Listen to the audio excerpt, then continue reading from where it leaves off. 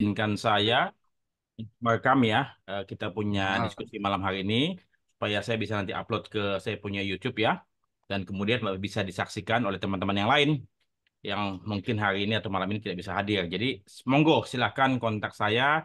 Kalau misalnya saya memang ada waktu, saya akan siapkan waktu buat kalian untuk diskusi. Monggo, silakan. Apa yang kalian ingin diskusikan? Tanyakan. Silakan.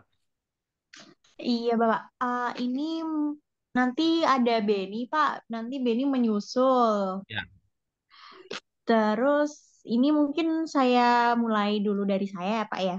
monggo. Sebelum kita mengenal broker, bagaimana sih Pak caranya untuk memaintenance broker-broker itu sendiri selain respon dan feedback kita itu cepat gitu Pak? Oke. Kalau tidak salah, saya pernah kasih kalian buku mengenai broker ya. Udah belum ya? Buku Mengenai belum Pak. broker. Belum ya? Oke. Kalau gitu saya malam ini akan kirimkan kamu untuk kamu dan teman-teman mengenai buku mengenai broker ya supaya kalian bisa tahu apa sih dia punya tujuan dan apa ya segala macam kerjaan broker ya. Kemudian apa sih yang dia inginkan atau apa yang mereka ingin apa harapkan ya. Saya akan coba sampaikan pada Hmm. kamu. Nanti kita tinggal bagikan kepada teman-teman. Oke, siap Bapak. Oke, itu saya sudah sampaikan ya. Oke. Jadi begini. Sesungguhnya broker itu siapa? Ya, saya sampaikan bahwasanya broker itu adalah seseorang ya eh, yang memiliki kualifikasi tertentu, kompetensi tertentu, yang membantu, tugasnya membantu masyarakat umum dalam rangka mendapatkan perlindungan yang sesuai dengan kebutuhan calon tetanggung dan kemudian punya kualifikasi tertentu juga ya sehingga dia punya suatu kualifikasi punya kompetensi yang cukup mumpuni kalau menurut saya dia punya level pemahaman pengetahuan itu di atas agen dia di atas agen ya pada umumnya ya. Nah, kenapa? Karena dia tidak bisa melakukan fungsinya kalau dia sendiri tidak memahami fungsi diri sendiri. Kayak misalnya saya pernah menjadi seorang broker di tahun 87 hingga tahun 90, kemudian dari tahun 2002 hingga 2017. Ya, sebelum di tengah itu saya sebagai seeding ataupun sebagai perusahaan asuransi. Jadi saat ini kalau kata kita lihat pemahaman orang asuransi kan cukup cukup tinggi ya. Dia tahu produk, tahu segala macam lah mengenai underwriting, mengenai klaim segala macam ya. Sehingga pada waktu katakanlah mereka menjual produk kepada masyarakat yang awam yang pemahamannya di bawah level perusahaan asuransi dan terutama karena kontrak asuransi itu kan sulit dipahami ya eh, Ya. oleh orang-orang awam ya. Nah, kemudian tentunya orang asuransi menjual produk tersebut tentunya apa? Untuk kepentingan mereka kan. Saya percaya pasti secara naluri seorang perusahaan apa seorang seeding atau seorang pemasok asuransi ingin menjual produk-produk yang sesuai dengan apa yang ingin dijual. Ya. Tentunya kayak misalnya contoh nih, contoh begini. Contoh begini, ya. Katakanlah misalnya ada sebuah okupasi tertentu ya misalnya katakanlah di Kelapa Gading ya itu resikonya cukup tinggi untuk banjir ya cukup tinggi untuk banjir si nasabah ingin beli jaminan banjir nah tentu perusahaan asuransi apa tidak mau dong tidak mau ada klaim kan jadi dia tidak mau jual banjir kalau bisa boleh property owners risk tapi tanpa banjir ya kebutuhan tersebut berbeda si nasabahnya butuh apa si perusahaan asuransi mau jual apa ya jadi ada gap di antara itu ya nah kemudian tadi, tentunya tadi perusahaan asuransi akan menjual sesuatu produk yang menguntungkan buat perusahaan asuransi. Itu secara naluri lah, secara naluri, secara alami, tentu sebagai produsen, dia ingin menjual produk yang menguntungkan buat mereka. Betul ya?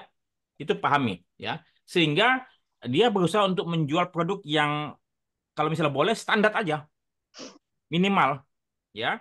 Dengan polisi yang minimal, polis minimal, kemudian dengan klausula yang kalau misalnya boleh tidak ada klausula perluasan, ya sudah gitu aja minimal. Sehingga tentu akhirnya pada waktu suatu terjadi klaim ini terjadi suatu apa dilematis ya nah jadi memang dibutuhkan eh, pialang asuransi ataupun broker untuk dapat menyetarakan jadi broker memiliki pemahaman pengetahuan yang sama levelnya dengan seeding ya sehingga pada waktu mereka bicara itu bicara dengan bahasa yang sama, ya level bahasa yang sama, sehingga mereka ketemu. Tentunya si broker pengen mewakili si tertanggung ini, dia mewakili ya bertindak untuk dan atas nama tertanggung untuk mendapatkan produk yang sesuai. Broker bisa mencari dari semua perusahaan asuransi sebanyak 60 atau 70 perusahaan asuransi umumnya. Jadi dia bisa pakai Branch, bisa pakai asuransi yang lain-lain itu. Ya, jadi tentu broker punya pemahaman kompetensi yang sama, dia tahu produk apa yang ada di pasaran, kemudian klausula apa saja yang dibutuhkan oleh si nasabah, kemudian perusahaan asuransi mana yang dapat memenuhi kebutuhannya si nasabah ini. Dia bisa mencari dari tadi puluhan perusahaan asuransi umum, ya. Nah, sehingga karena si broker ataupun pilar asuransi ini memihak kepada si tertanggung, tentu dia sebagai sebagai seorang konsultan, ya, dia ingin apa? Ingin memberikan yang terbaik buat si tertanggung, ya. Dan tentunya sebelum katakan tadi dia jual jual produk kepada si calon tanggung, dia apa? Mesti memahami resikonya si tertanggung ini. Dia mesti melakukan survei risiko, mesti memahami bagaimana cara meminimalisir risiko. Jadi broker bukan cuma hanya sekedar menjual produk ataupun mendesain produk, tapi dia ahli risk management. Ya, dia ahli pengelolaan risiko juga, sehingga dia dapat digunakan manfaatnya oleh tertanggung adalah seorang sebagai apa? Sebagai seorang konsultan yang memang memihak memihak kepada si si siapa si tertanggung. Nah, tetapi kemudian selain katakanlah memang dia memihak kepada tanggung, tapi dia juga juga fair, dia fair juga kepada perusahaan asuransi begini maksudnya, ya. Jadi dia tentu mencari perusahaan asuransi yang bisa memenuhi kebutuhannya si tertanggung, ya. Tadi dengan jaminan yang luas, dengan harga yang kompetitif, ya. Kemudian dengan pelayanan klaim yang baik, ya. Jadi pasti dia akan cari itu. Tentunya semuanya berdasarkan kontrak, ya, berdasarkan kontrak polis, ya. Nah, mengapa perusahaan asuransi butuh pialang asuransi? Butuh nggak sih? Jadi begini, katakanlah sebagai seorang pimpinan perusahaan asuransi, dia bisa menjual produk secara langsung kepada masyarakat umum, ya, direct ya. Tapi kemudian apa? Dia perlu tenaga pemasar yang banyak, ya, untuk menjangkau, untuk menghubungi nasabah-nasabah tersebut ataupun prospek tersebut di seluruh Nusantara, ya. Nah, sekarang kalau katakanlah perusahaan asuransi mau bisnis direct, berarti apa? Dia mesti meng-hire, mempekerjakan tenaga pemasaran langsung tersebut yang begitu banyak. Buat perusahaan asuransi itu adalah apa? Biaya tetap, fixed cost, betul ya? Fixed cost. Jadi dia mesti membayar pegawai yang begitu banyak di berbagai cabang, ya, supaya dapat bisnis langsung. Nah, jadi sebagai perusahaan asuransi, apakah lebih menguntungkan saya menjual langsung atau lewat agen atau lewat pialang?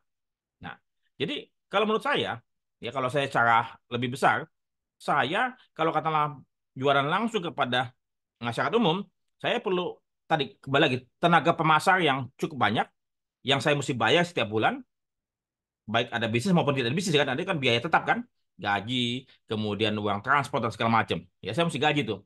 Sementara kalau kata lewat broker, bisnis tersebut kita dapatkan, ya kita dapatkan, kita boleh milih dong. Perusahaan asuransi boleh memilih, buat terima apa enggak terserah. Ya perusahaan asuransi tidak dipaksa untuk untuk menerima bisnis dari pihak apa tidak kan, tidak dipaksa ya. Jadi perusahaan asuransi bisa menghubungi broker kalau ada penawaran, dia bisa dengan dia punya dengan dia punya kondisi dari kita punya underwriting, ratingnya bagus, ya ada bisa, kemudian kapasitas asuransi ada, harganya masuk, ya kita ambil dong sekian persen. Nah, bisnis lewat broker adalah bisnis yang apa? No business, no fee, ya. Jadi kalau nggak ada bisnis, perusahaan asuransi kan nggak keluarin biaya kan. Kalau nggak ada penutupan, perusahaan asuransi kan nggak bayar biaya ke broker kan. Jadi kalau ada bisnis dapat, gua kasih komisi loh. Kayak seperti agen juga, ya agen juga. Kalau agen nggak bawa bisnis, kan nggak kasih gaji ke agen kan, betul ya? Nggak bayar gaji kan, nggak bayar komisi kepada agen. Jadi sama. Katakanlah misalnya perusahaan asuransi mau bisnis direct, berarti apa? Dia mesti mempekerjakan tenaga pemasar yang begitu banyak. Tapi kalau dia bisnisnya lewat agen atau lewat bank atau lewat pialang, ya itu artinya biayanya apa? Lebih ekonomis. Ya, lebih ekonomis. Katakanlah misalnya satu pemasar di Branch ya, itu bisa memegang katakanlah 10 sampai 20 broker. Ya, 10 sampai 20 broker kan? Nah, satu broker bisnisnya berapa banyak? Itu bisa puluhan miliar, bahkan ratusan miliar. Ya, tinggal kita datang satu ke broker, kita dapat bisnis banyak kan gitu loh. Kita tinggal yang penting apa? Sesuai dengan kondisi yang mereka minta. Jadi mana yang lebih menguntungkan? Lewat broker atau lewat agen atau lewat bank atau langsung? Kembali lagi, tolong lihat masing-masing karena masing-masing perusahaan asuransi bukunya beda-beda ya. Mungkin ada perusahaan asuransi yang wah, ini ternyata saya punya bisnis dari agen lebih menguntungkan dibandingkan bisnis direct kan? Ya. Karena mesti apa? Mesti menghitung lagi biaya tenaga kerja yang apa yang mesti dibayar setiap bulannya. Nah, jadi itu plus minus. Broker juga membantu membawa bisnis kepada perusahaan asuransi. Jadi perusahaan asuransi tinggal apa? Tinggal menerima mau apa tidak. Kalau mau ambil, kasih komisi. Kalau enggak buang. Apa lempar atau kembalikan. Nah, kemudian fungsi broker juga bagi perusahaan asuransi ya si si broker telah melakukan apa? Edukasi. Dia mengedukasi masyarakat luas. Ya, jadi sebelum katakanlah dia menawarkan bisnis asuransi, dia mesti mengedukasi dulu, mesti melakukan survei risiko dulu. Jadi si broker ini adalah perpanjangan tangan perusahaan asuransi itu apa? Untuk melihat risiko tersebut di lapangan, di lokasi. Dia melakukan apa survei. Ya, melakukan survei dan kemudian apa? Disampaikan melalui survei report. Ya. Dan kemudian itulah yang dibawa oleh broker kepada perusahaan asuransi ini. Risikonya ini. Jadi apa? Sudah dibantu dalam melakukan survei dan dibantu juga untuk dalam melakukan apa? Eh, analisis awal, analisis risiko awal, ya itu yang dilakukan oleh broker. Jadi selain edukasi, dia melakukan peninjauan risiko, kemudian mencari informasi lebih lebih detail dari si tertanggung. Jadi underwriter di perusahaan asuransi cukup melihat data dari broker, apakah ini masuk apa enggak, bisa apa enggak, sesuai enggak dengan apa kemampuan kita kita punya perusahaan asuransi underwriting kita. Kalau masuk ya ambil, kalau enggak tinggal coret-coret aja.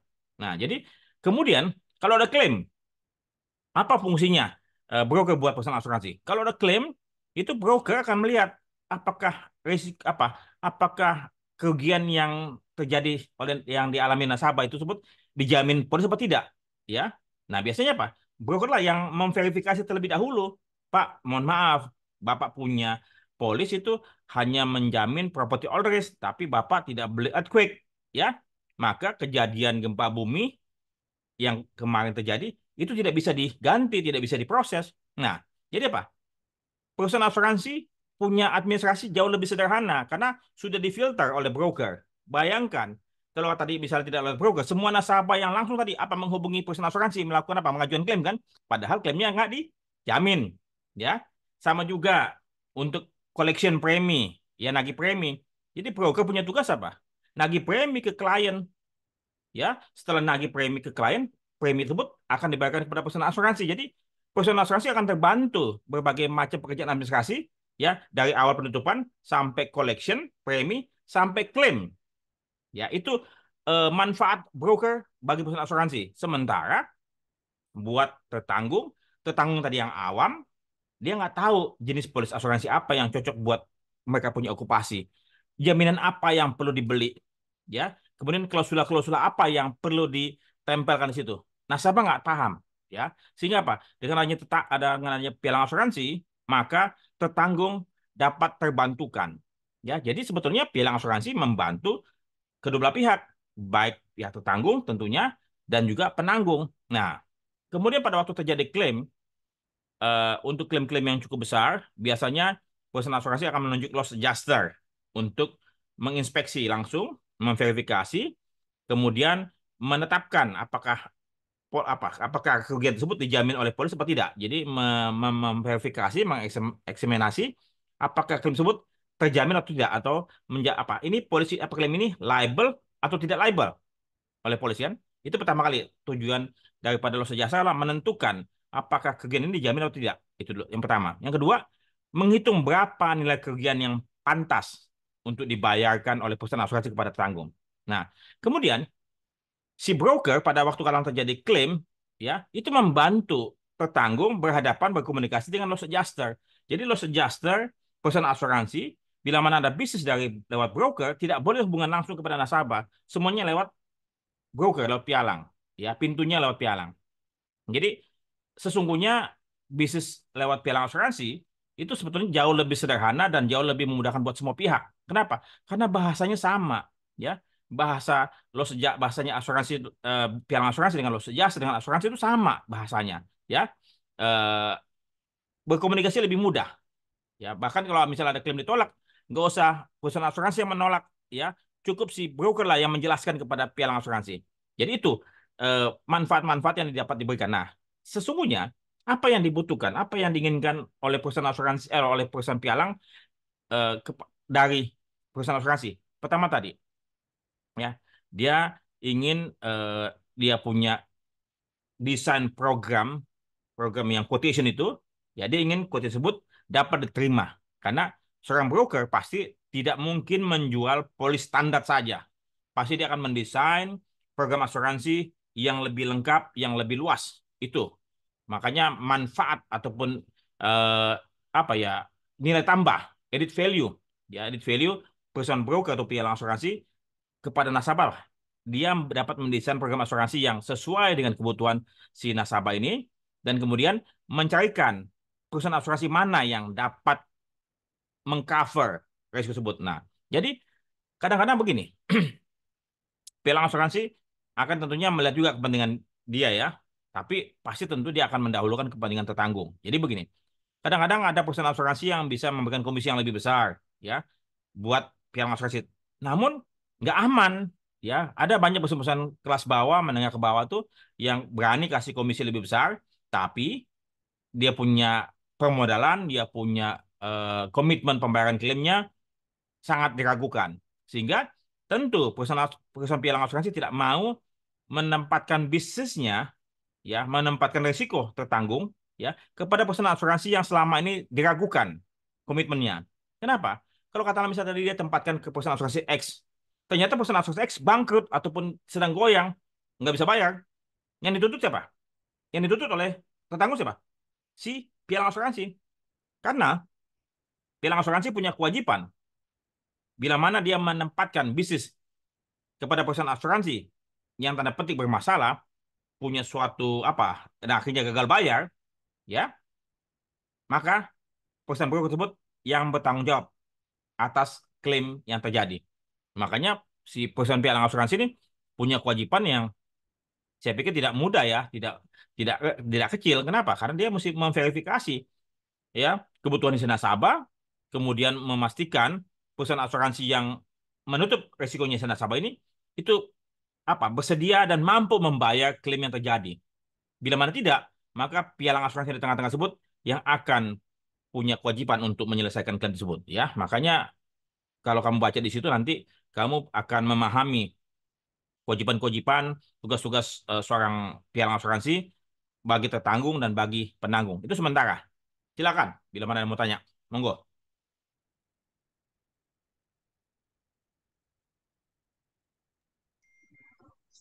Izin Pak Freddy. Silakan, Mas Ega ya. Ya, itu Pak. Kemarin Jumat kan saya WA Bapak mau nanya soal prospek di Mataram itu. Nah, Oke, gimana itu Pak? oke jadi gini. Jadi saya, jadi gini, mungkin Titan, Benny, ataupun Sekar, saya mau jelaskan kemarin si Ega nanya pada saya. Ega rencana akan dipindahkan ke Mataram, ya, dari Bali ke Mataram, ya. Tentu dari sudut sudut apa? Sudut keramaian atau sudut banyaknya bisnis, ya. Tentu Bali lebih matang, ya, lebih banyak, ya. Pemahaman asuransi oleh orang Bali lebih tinggi, ya. Sehingga bisnisnya memang lebih besar di Bali. Apakah Mataram tidak punya prospek? Saya mau kasih suatu analogi deh. Saya kasih analogi ya. Nah, misalnya ada dua dua sales nih, dua sales atau dua penjual, ya. Dua sales dipanggil bosnya, oleh bosnya. Ini tuh perusahaan sepatu, sepatu ya. Katakanlah sepatu apa? Sepatu nggak usah sebut merek lah ya. Sepatu apa? ABCD, ya. Nah, si sales ini dipanggil oleh bosnya, dipanggil nih sales A. Sales A, saya mau tempatkan kamu di sebuah kampung atau di sebuah daerah di mana di sana itu masih banyak yang belum pakai sepatu, ya. Itu pasar yang besar sekali. Belum banyak yang beli sepatu, ya. itu bagus kamu itu. Nah, kemudian si sales A bilang, waduh, mereka belum punya sepatu, nggak paham mengenai sepatu. Saat ini aja mereka nggak beli sepatu, bagaimana gue bisa jualan sepatu? Ya, akhirnya sales A tersebut menolak, tidak mau ditempatkan di kota atau daerah tersebut ya. Kemudian sales B dipanggil, ya, kamu gimana? Kamu nggak ditempatkan di kota tersebut, ya, karena di sana pangsa pasarnya besar sekali, pemainnya belum banyak, ya, dan di sana belum banyak yang beli polis atau beli sepatu. Nah, si sales B melihat, waduh, kalau begitu kita mesti ajarin mereka, ya, pangsanya besar, ya, kita mesti edukasi mereka supaya sepatu itu manfaatnya apa buat mereka, supaya sepatu ini aman buat mereka berjalan ataupun mereka bekerja ataupun mereka beraktivitas. Selain aman untuk kaki, kemudian apa? Nyaman juga dan kemudian kerjanya lebih efektif, lebih lebih banyak, ya. Nah, jadi saya mau melakukan itu. Saya mau dikirim ke kota tersebut. Jawabnya sales B. Nah, kamu bisa dapat nggak? Dapat nggak cerita ini? Apa dia punya sisi positifnya? Silakan Ega. Ya, mungkin yang si sales B itu berani mengambil tantangan sih Pak, dan mungkin mau explore pengalaman yang baru lah gitu. Ya, ya. Jadi Mataram itu bisa dibilang pasarnya saya pikir mirip dengan Bali. Ya, kamu tolong analisa dulu, analisa di Mataram ya. Ada berapa banyak bank BRI di sana? Ya, berapa cabang? Ya, analisa dulu nih. Kemudian berapa produksi premi di Mataram? Oke. Kemudian apa saja yang ada di Mataram? Mungkin industri rumahan ya. Kemudian apalagi wisata, mungkin mirip dengan Bali. Berarti ada hotel-hotel, ada toko-toko dan segala macam. Mungkin kurang lebih mirip dengan Bali. Nah, sekarang tentu apakah mereka butuh polis asuransi? Saya percaya butuh. Buktinya karena kemarin gempa gempa bumi di Mataram, Lombok habis kan? Ya, sebelum Palu kan Lombok dulu kan, Lombok habis itu Palu kan? Kena gempa kan? Nah, Iya jadi Pak. apa? Kamu mesti mengedukasi. Kamu mesti mengedukasi siapa prospek, siapa potensi market yang ada di sana. Tadi tentunya eh, yang ambil kredit dari bank, ya. Nah, kamu tinggal telusuri lagi. Yang ngambil tadi debitur yang ngambil kredit dari bank tersebut, apakah cuma punya itu saja? Pasti dia punya yang lain kan? Dia punya mobil, dia mungkin perlu asuransi karyawan, dia mungkin punya rumah juga. Nah, dari situ kamu tawarkan, tapi perlu kamu edukasi, perlu kamu eh, mendekatkan diri kepada mereka, ya, supaya kamu apa dipercaya oleh mereka.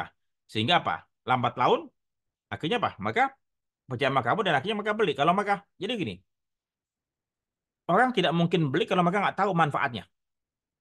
Ya, jadi apa? Kamu sih mengedukasi, mesti menjelaskan pertama-tama, ya. Tapi jangan tergesa-gesa. Ya, jangan tergesa-gesa. Kalau kamu tergesa-gesa, saya khawatir kamu punya intensi adalah jualan produk, pasti mereka akan apa? Akan nolak ya. Apalagi ini asuransi adalah janji, janji untuk membayar di masa depan. Makanya kamu perlu kenal dulu dengan pasar tersebut dan saya percaya kamu mumpung masih muda, ya kalau tidak salah kemarin siapa ya? Titan ya, yang disuruh door to door kan. Saya bilang udah, datang aja, jalanin aja, ya. Nah, kamu juga tentu kan kamu akan apa? Akan dilatih oleh kepala cabang kamu, ya. Kepala cabang Mataram ini di bawah Bali atau gimana? Ah iya Pak, Mataram tuh maksudnya MRO jadi di bawah Bali. Oke, kamu sendiri di sana atau ada kepala kamu? Ada kepala MRO-nya yaitu Pak Arnes Pak. Oke, ya sudah kamu coba belajar dari dia. Dia berapa lama di sana di Mataram? Kan karena Mataram masih baru, mungkin belum ada setahun sih Pak. Soalnya Hmm, Oktober 2023 kemarin baru baru aktif. buka. Oke. Ya, Jadi pertama kali kamu tulis ya, kamu tulis nih Ga, ya. Pertama adalah eh, bisnis-bisnis yang selama ini sudah ada di Mataram, ya. Itu dulu bisnis yang sudah digarap. Jadi mungkin saja sebelumnya diterbitkan di Bali, polisnya kan. Nah, ya, itu bagaimana eh, resikonya di Mataram, tapi karena kemarin Mataram belum buka, diterbitkan di Bali. Apakah ini bisa nggak ditarik nih dari Bali masuk produksi Mataram kan? Betul ya? Itu dulu tuh. Jadi sisi administrasinya. Jadi ini mesti dipecah. resiko Mataram ya sudah ditempatkan di Mataram, jadi akan menjadi produksi kamu, betul ya? Akan menjadi produksi Ya, Pak. Mataram. Oke. Nah kemudian setelah itu kamu datengin, kamu data dulu nih, data dulu nih. Ya seluruh bank BRI ada di Mataram. Kamu data, ya di kota-kota, di mungkin kabupaten-kabupaten, kamu data semua tuh. Ya kalau perlu cari nama kepala cabangnya, catat nama kepala cabangnya ya. Nah setelah itu kamu bikin kartu nama. Kamu izin sama kamu punya kepala, Pak, saya mau kenalan dulu nih. Saya mau kenal dengan semua kepala cabang. Saya mau kenal dengan semua apa orang-orang BRI yang ada di Mataram, ya. Nah, tentu kamu sih coba jangan juga semua semua cabang ya kan mungkin ada cuman kantor kantor kas kan kalau kantor kas Kantor kan unit, nggak ya. mungkin kan Iya, Pak. ya. Jadi yang ada bisnis lah, yang ada kasih kredit dan ada simpan pinjam dan segala macam ya. Betul ya? Nah, jadi kamu datang semua, kamu lihat. Setelah itu, wah, ini dia punya bisnis dari BRI ini apa saja? Oh, ternyata ada simpan pinjam, ada kolateral nggak? Ada kolateral, ada mungkin kecil-kecil. Ya mungkin dia punya kios ya. Dia punya kios, kemudian dia punya mungkin gudang kecil atau dia punya lapak atau apa. Yang katakanlah itu menjadi agunan BRI, kamu harus bisa asuransikan. Itu dulu Ya, ya. Pak. Nah, dari situ itu saja udah banyak kan. Kalau katakanlah misalnya di Mataram aja ada cabangnya BRI mungkin 10, itu kamu bisa. Itu sumber bisnis. Ya, sumber Iya, bisnis. iya. Ya, itu. Kemudian apa lagi? Ada nggak BRI itu kasih uang nggak ke finance company atau leasing? Kadang-kadang kan ada leasing company ngambil duit dari BRI kan? Karena leasing kan nggak punya duit. Ya, dia Iya. ngambil dari bank. Ya, nah ada nggak? Coba tanya. Ada nggak leasing-leasing company yang ngambil dananya dari BRI? Nah, kamu datengin tuh leasing-leasing yang ada di Mataram, ya, datengin sebelum Mataram. Habis itu apa lagi? Kamu datengin tuh showroom-showroom semua di seluruh Mataram, ya. Dalam hal ini Pak, asuransi mobil kan? Nah, kalau Iya. jualan asuransi mobil apa? Adu gede diskon aja paling kan? Adu gede diskon Iya. sama adu servis ke bengkel, itu loh. Iya. Adu cepat kan itu loh. Nah, habis apa lagi? Ya, kamu datang ke hotel-hotel, ya, datang ke hotel-hotel. Kamu cek lagi tuh hotel ini asuransi sama siapa.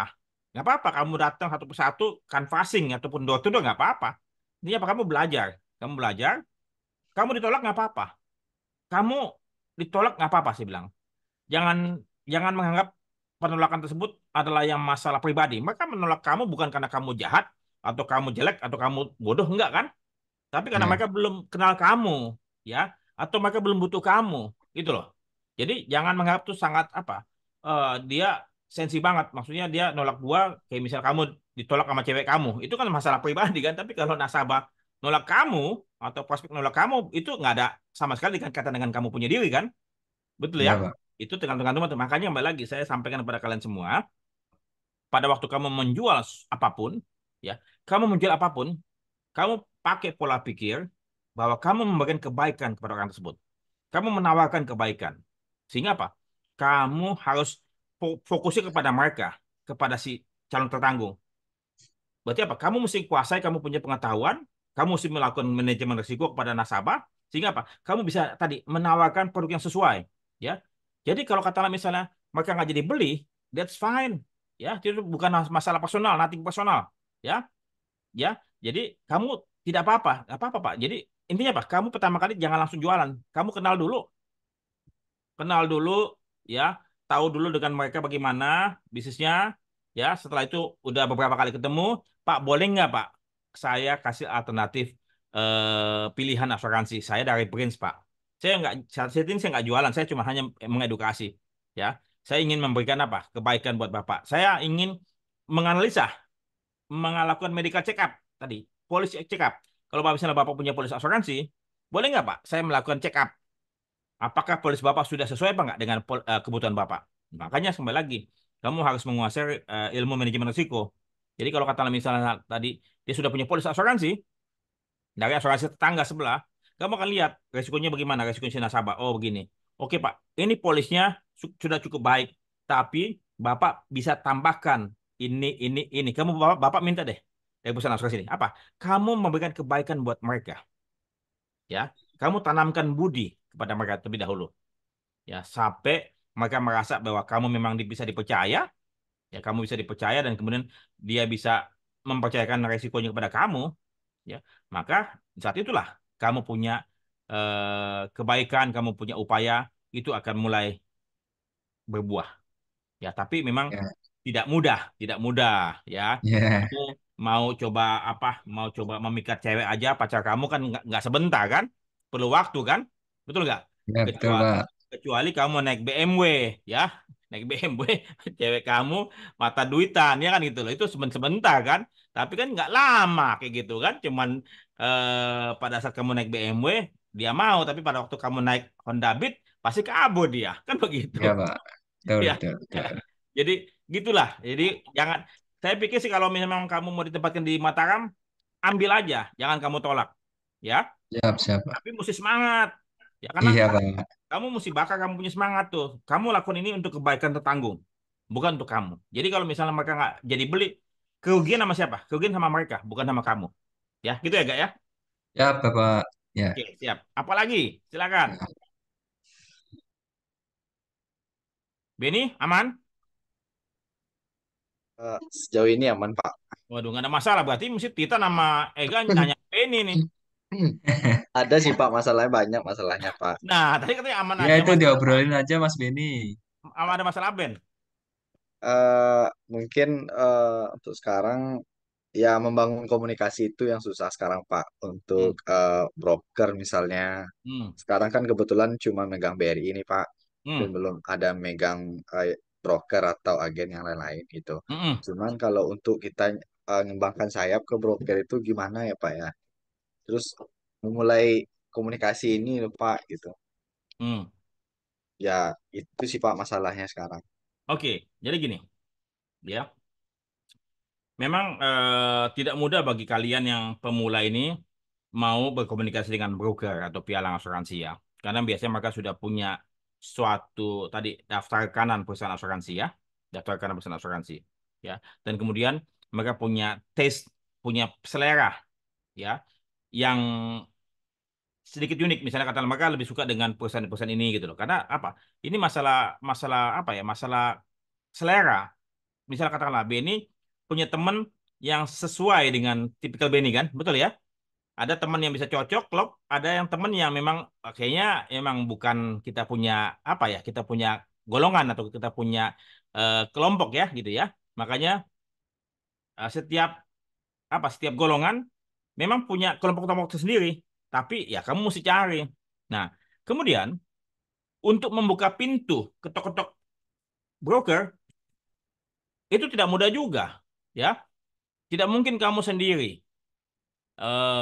Kalau dulu saya pada waktu saya kerja, mohon maaf saya sebut langsung Wanatata ya. Pada waktu saya kerja di Wanatata, saya bilang sama saya punya kepala cabang, Pak, saya mau buka bisnis broker.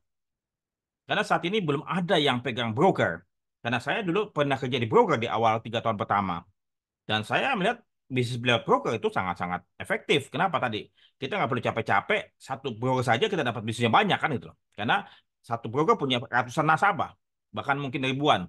Nah, kemudian tentu kamu saya sebagai staf pada waktu itu pemasaran, saya mesti ngomong dulu sama kepala cabang. Nah, kepala cabang ini kan punya pemahaman yang sudah lebih luas, ya karena dia sudah cukup lama, ya.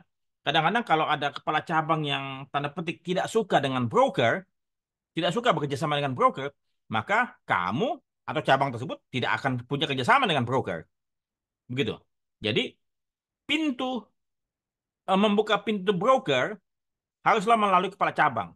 Karena kepala cabang punya pemahaman, punya koneksitas yang lebih luas. Ya, makanya saya berharap teman-teman semua bagian pemasaran ini mesti sering-sering berkomunikasi dengan kepala cabang ya. Eh, jadi kepala cabang tersebut yang semestinya apa? Ketok-ketok pintu. Jadi pada waktu saya di Wanatata, yang ketok pintu broker ya, pada itu kepala cabang. Kepala cabang, saya hanya melanjutkan pekerjaan beliau ya, hanya melanjutkan. Jadi Freddy, tolong kamu ke broker ini, broker ini, broker ini. Kamu datang ke sini untuk kamu kenal segala macam. Ini kamu coba gini. Udah, saya datang aja ke sana. Karena saya kan nggak mungkin. Siapalah saya pada waktu tahun 91 ya, 91. 30 berapa? 91 atau 9, 33 tahun yang lalu loh. 33 tahun yang lalu ya. ya, mungkin belum usia kamu ya. Jadi waktu saya di Wanatata, saya dibawa, bahkan saya digeret sama saya punya wakil kepala cabang. Ayo, Freddy ikut saya, namanya Pak Jimmy. Dia bawa saya ke sana. Bos, ini nanti gue punya anak buah ya, yang akan datang sini ya, untuk pokoknya lu segala macam lu punya urusan dibantu sama dia, kan gitu. Jadi saya akan datang ke sana, saya tinggal kunjungan. Nah, tentunya ya tergantung kita bagaimana kita membangun hubungan dengan tadi broker tadi ataupun apapun itu yang dibangun oleh saya punya kepala cabang ya. Nah, jadi pada waktu saya di Wanatata, saya punya bisnis kayak begitu. Nah, ada pun beberapa broker yang memang belum ada koneksitasnya dengan kepala cabang saya, ya, saya data dulu. Oh ini udah ada belum nih Pak kepala yang hubungan nih? Oh jangan, jangan kamu datang sana karena itu sudah dipegang oleh Wahana Tata cabang mana gitu loh. Kamu hati-hati juga tuh, ya, jangan sampai kamu datang ke sebuah broker yang ternyata sudah dipegang oleh branch cabang mana.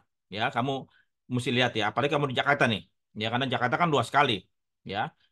Mungkin dibagi 5 wilayah atau bagaimana sih nggak tahu di branch ya. Nah, jadi kalau kata misalnya memang belum digarap, belum dihubungi oleh branch cabang mana saja, kamu minta izin sama siapa? Sama bos kamu, ya. Pak, boleh nggak saya Pak datang ke sana untuk kenalan? Oh datang boleh aja, datang aja. Artinya apa? Kamu tinggal datang, kamu bikin janji dengan siapa? Dengan GM-nya lah. Mungkin kamu bisa lihat di buku kuning atau bukan Yellow Pages lagi ya, tapi di websitenya mereka. Ya, lihat websitenya mereka. Siap. Jadi kamu jangan langsung ke dirutnya karena kamu punya level kan level staff ya. Kamu ke manajernya atau bisa saja kamu go show. Kamu go show nih. Misalnya katakanlah Benny atau Titan atau Ega atau Sekar mau datang ke broker ABCD. Misal datang ya. Kamu buka kartu nama, ya. Kamu buka kartu nama. Misalnya katakanlah ada Mitra Iswara, ya Mitra Iswara dari Pandey di Wisma Sleepy situ, Wisma Sleepy atau Wisma Bisnis Indonesia di Sleepy Raya. Kamu datang ke sana, bawa kartu nama, ya. Habis itu kamu langsung datang ke lantai 9 Wisma Sleepy tersebut, ada resepsionis kan? Ya, resepsionis. Bu, saya dari Brains. Saya mau kenalan dong dengan manajer di sini, manajernya Mir yang pemasaran. Kamu langsung datang aja nggak apa-apa. Ya, kamu langsung datang ketok-ketok. Saya mau kenalan dong. Saya dari Brains. Bawa kartu nama dong. Kartu nama. Saya mau kenalan dong karena saat ini Brains belum punya hubungan dengan Mir. Boleh nggak, Bu? Saya dipanggilkan siapa aja namanya. Tapi kalau katakanlah sudah ada nama yang kamu kantongi, karena di situ ada namanya siapa, misal kata Rashid atau katakanlah si Tejo atau siapa, ya, kamu bisa langsung datang atau telepon dulu, Pak Tejo, saya Benny dari Brains. Saya mau ketemu Bapak, boleh nggak atau anak buah Bapak? Saya mau kenalan karena saat ini Brains belum belum punya hubungan dengan Mir, gitu ya. Nah, kamu buat janji dulu tuh, ya. Kamu kalau misalnya sudah ditetapkan tanggal sekian, oke kamu datang aja. Saya percaya semua orang asuransi baik adanya, ya. Mereka akan welcome, kecuali mereka lagi sibuk. Makanya kamu minta waktu dulu, ya. Kalau misalnya mereka sudah kasih waktu, ya sudah. Boleh nggak Pak, saya minta nomor telepon HP Bapak sehingga saya sebelum berangkat esok paginya ataupun sebelum 1 hari sebelumnya, saya WA Bapak. Saya ke sana ya Pak. Sampai jumpa. Terima kasih untuk merekonfirmasi. Jadi jangan sampai katakanlah kamu walaupun sudah janji 3, 4 atau mungkin 1 minggu sebelumnya, kamu langsung datang hari itu juga. Mesti 1 hari sebelumnya kamu reconfirm supaya kamu nggak datang ke sana, kamu kecewa, ya. Tapi bisa saja kamu datang ke sana, mungkin Pak Tejonya atau Pak Kasit nggak ada, kamu bilang saya udah janji dengan Pak Tejo hari ini jam sekian, ya. Apakah ada beliau ada? Oh nggak ada. Kalau gitu boleh nggak Pak atau Ibu yang resepsionis, saya dikenalkan dengan apa stafnya ataupun mungkin asmennya dari Pak Tejo ataupun Pak Kasit, ya. Intinya Pak, kamu tanda petik ya. Ini bukan nebalin muka ya. Saya nggak ajarin kamu tebal muka ya, tapi kamu empati, kamu baca situasi. Kalau misalnya oh sebentar, kamu tetap apa? Mesti santun, tetap minta tolong, ya, tetap baik, ya, humble, ya. Mulai saat ini sampai kamu jadi nanti. Walaupun apa posisi kamu sebagai direksi nanti sebagai direktur, kamu tetap mesti low profile, ya. Mesti tetap membantu orang lain ya. Ini saya ingatkan kamu, saya sebagai guru kamu, saya ingatkan kamu untuk terus rendah hati, ya. Jadi kamu ketemu dengan sana, kamu kenalkan, katakanlah, ya saya sebut langsungnya dengan Pak Tejo ataupun Pak Rasid di sana ya. Kamu kenalkan, Pak, saya Beni, saya pemula Pak, saya di Prince ini. baru masuk kerja di Prince ya. Saya ingin membuka hubungan saya atau Prince ini dengan Mir ini. Apa yang saya bisa lakukan, Pak? Apa mungkin saran Bapak, nasihat Bapak kepada saya? Mohon dibantu ya, Pak. Gitu. Apa? Kamu membuka diri, kamu meminta tolong, ya. Saya percaya pada dasarnya semua manusia itu baik. Kalau kita meminta dengan baik, ya. Nah, saya percaya pasti mereka akan, oh sebentar, sini kamu kenal saya ini. Jadi dia akan tahu gini-gini. Saya mau, saya saya punya bisnis, kamu terima apa adanya. Oke, kalau gitu Pak, eh, boleh nggak Pak nanti pertemuan kedua saya ketemu lagi, mungkin apa yang saya bisa bantu, mungkin saya punya kapasitas saya di brand sini bisa atau gimana, saya akan coba usahakan Pak gitu. Ini apa? Kamu sebagai konektor, sebagai penghubung Brins dengan Pro tersebut, ya. Nah, dalam kali ini Benny, Titan, sama Ega ataupun Sekar, kalau kamu misalnya datang ke broker, ya, kamu bisa pakai nama saya, ya, Andreas Freddy Piluar ya. Bahwasannya mudah-mudahan mereka masih kenal saya. Tapi yang muda-muda mungkin nggak kenal kenal saya, tapi yang senior-senior mungkin kenal saya. Jadi bilang saja itu buku yang tadi saya kasih Titan, ya. Kamu bisa bagi kepada yang lain. Itu saya yang nulis tuh, ya. Pada waktu itu saya sebagai Sekjen Aparindo, ya. Jadi Asosiasi Perusahaan Pialang Asuransi dan Reasuransi Indonesia, ya. Jadi tahun 2010 sampai 2013, ya saya jadi pengurus asosiasi dan kemudian saya banyak kenal dengan para pimpinan perusahaan pialang asuransi, ya. Jadi kalau misalnya katakanlah kamu dengan ketemu dengan GM ataupun dengan direksi, mudah-mudahan mereka masih kenal dengan saya. Ya, makanya tadi saya sebutkan namanya Pak Rasid, namanya Pak Tejo, itu masih ada di Mitra Iswara, ya. Bosnya, bos gedenya Pak Joko Gasali dan Pak Irwan Iswara. Jadi itu Ben, saya bilang kamu harus banyak belajar.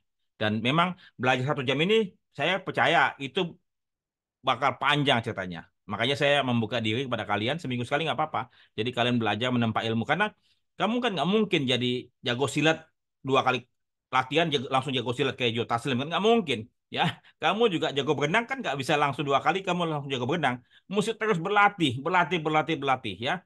Kayak misalnya siapa si Leon apa? Si Messi. Ya Messi. Dia jago bola, ya jago bola nih. Setelah berapa tahun dia belajar? Ada nggak yang tahu? Cukup nggak setahun jadi jago bola? Nggak cukup. Ya, mungkin dia perlu belajar belasan tahun baru dia jadi saat ini, ya, jadi bintang bola. Makanya kamu harus terus belajar, tidak pernah berhenti belajar. Belajar membentuk kamu punya sikap, karakter, mental, ya, sama kompetensi, ya.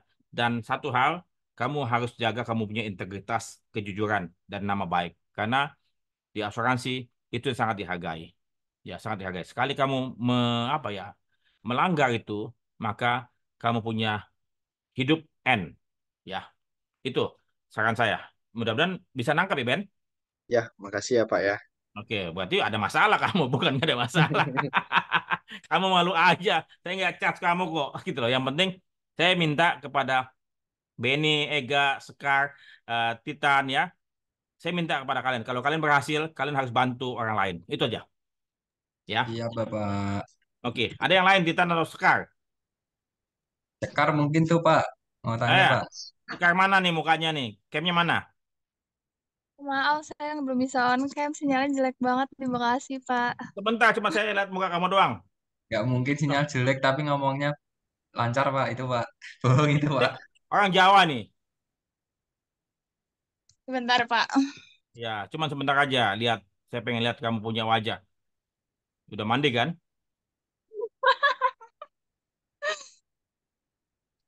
Udah, Bapak. Mana? Oke, di mana kamu? Bekasi, Pak. Oh, Bekasi deket lah. Saya juga Jati Bening ini. Deket lah bukan saya. Oke, silakan Sekar. Main, main. Silakan. Mau di off kan juga silakan nggak apa-apa. Silakan nanya Sekar. Bapak, tapi maaf sebelumnya. Ya. Saya meeting bukan RM.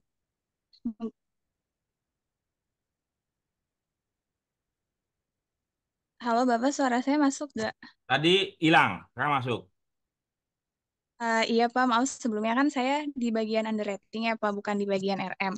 Oke. Mungkin yang saya mau tanyakan itu terkait limit perizinan limit pusat. Kalau misalkan kayak KBG itu kan dia di atas 3 miliar itu harus izin pusat ya Pak. Ya, Terus kalau misal kendaraan itu untuk yang komprehensif BER itu kan dia lebih dari 10 tahun harus izin pusat.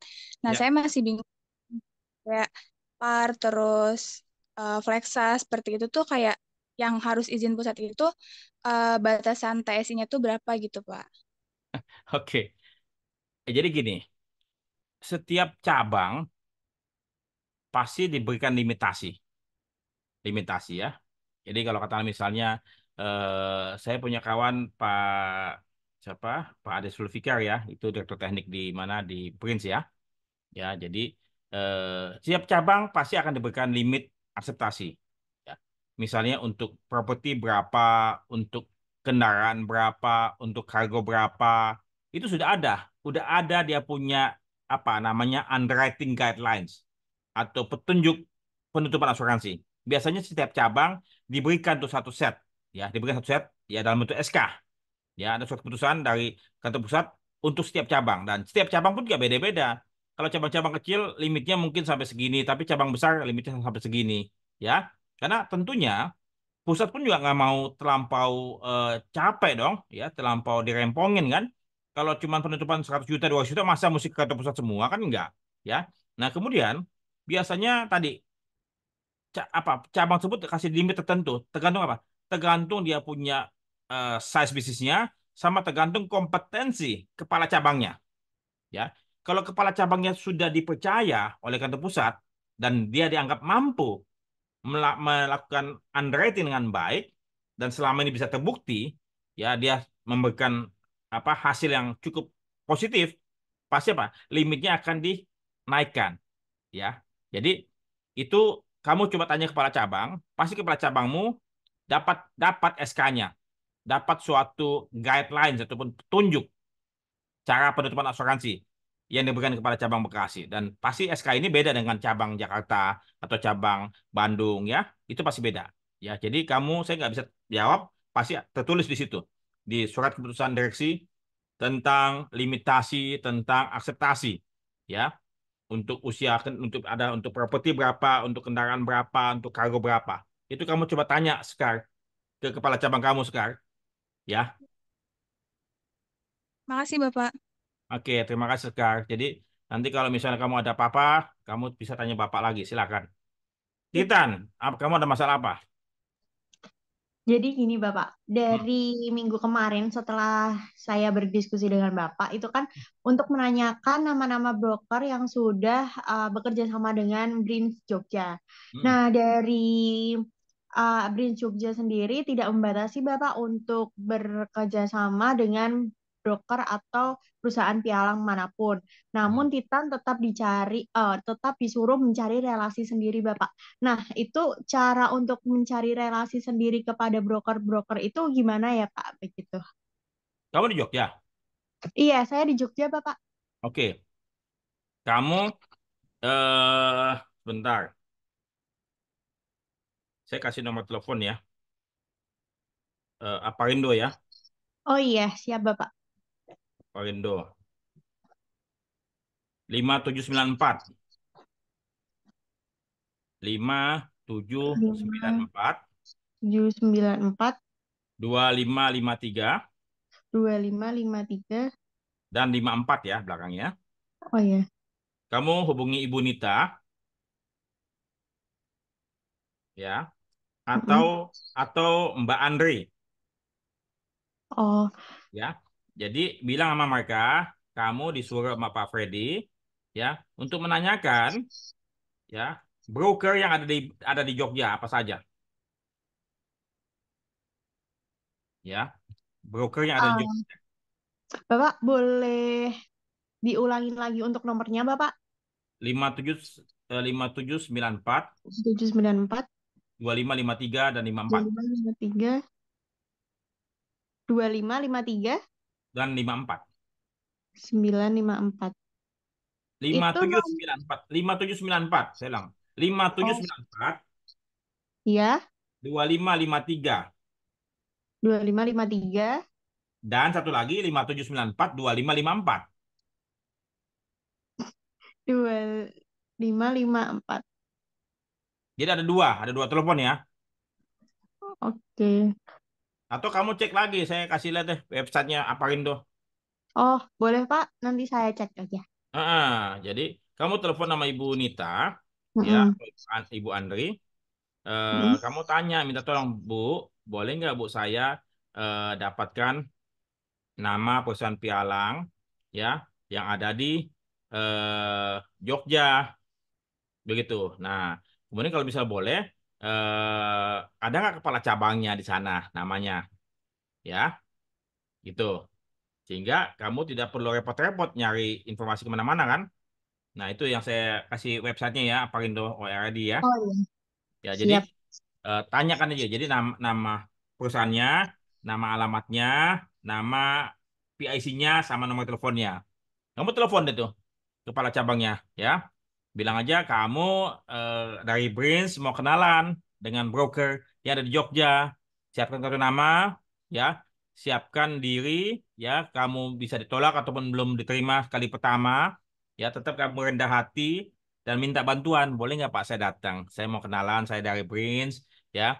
Eh, Kemudian kamu kasih buku saya kepada mereka, Oh iya, ya.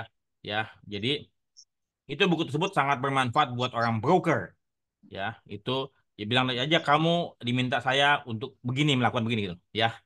Jadi nggak apa-apa siap. kamu jualan jualan nama saya, nggak apa-apa, silakan. Makasih banyak Bapak. Oke, sama-sama. Apalagi? Kalau dari saya cukup Pak. Itu saja yang masalah dari saya gitu. Oke, Ega, gimana Ega, udah yakin ya? Udah yakin Pak. Hmm. Kemungkinan saya tuh berangkat besok Kamis Pak. Oh, Udah di siap. sana nanti. Siapkan kartu nama, siapkan mental, ya. Kemudian minta doa restu sama ibumu, Iya Pak. Siapa? ya. Ya, jadi Makasih Pak. intinya Bapak akan membuka diri pas waktu Bapak ada kosong. Ini suatu apa? Ini Bapak ingin menanamkan kebaikan buat semua. Supaya kalian pun juga nanti ke depan kalau sukses ataupun saat ini di perjalanan itu, kamu juga melakukan kebaikan buat yang lain. Ya, saya minta itu. Saya minta kamu membalas kebaikan saya untuk berbuat kebaikan kepada orang lain. Itu poinnya. Ya Ya. baik Bapak. Ada Beni? Ada sekarang ada apa lagi? Sudah cukup Bapak dari saya. Oke, Beni? Kalau untuk wilayah Jakarta satu, eh, di mana aja tuh Pak untuk broker yang kerjasama sama Brits? Kamu wilayah satu apa wilayah satu Jakarta satu di mana apa tempatnya? Di Rawamangun Pak. Oh, di Jalan Paus ya? Enggak, di Jalan Pemuda. Oh ya, dekat Berdikari ya, Perumahan Berdikari ya. Di mana? Kurang tahu sih Pak, dekat UNJ. Oh, Wenjes itu depannya McD ya? Ah iya, Depan McD ya. Oke, Ramangun ya, dekat depan depan Ama ya. Nah, ya Pak. kalau Jakarta satu itu berarti apa? Cari broker yang ada di seputaran Jakarta Timur, ya, Jakarta Timur. Ya, Jakarta Timur. Nah, tapi kemudian kamu coba tanyakan saja kepala cabangmu tuh, Pak, apakah ada pembatasan wilayah untuk Brains? Kalau misalnya nggak ada batasan, nggak ada kebijakan dari kantor pusat ya, maka apa? Kamu bisa juga ke Jakarta Barat, Jakarta Utara, Jakarta Selatan kan begitu. Tapi kalau udah dikotak-kotakin, kamu tidak boleh ke Jakarta Pusat. Kamu hanya main Jakarta Timur sama Bekasi. Ya sudah, Bekasi nggak ada, ada Sekar, jangan, jangan ada Beris, ada Brains di Bekasi. Berarti apa? Kamu mainnya apa? Di Jakarta Nonton Timur, ada? Nah, ada. ya. Jadi kamu di Jakarta Timur. Jadi tapi sebelum kamu lari kemana-mana, tanya kepada cabang kamu, Pak, ada nggak kebijakan kantor pusat tentang pembatasan wilayah? Kalau nggak ada, berarti apa? Kamu bisa ke semuanya, ya, datang ke semuanya. Kamu juga hubungi Ibu Nita atau tadi minta sama Titan tuh, ya.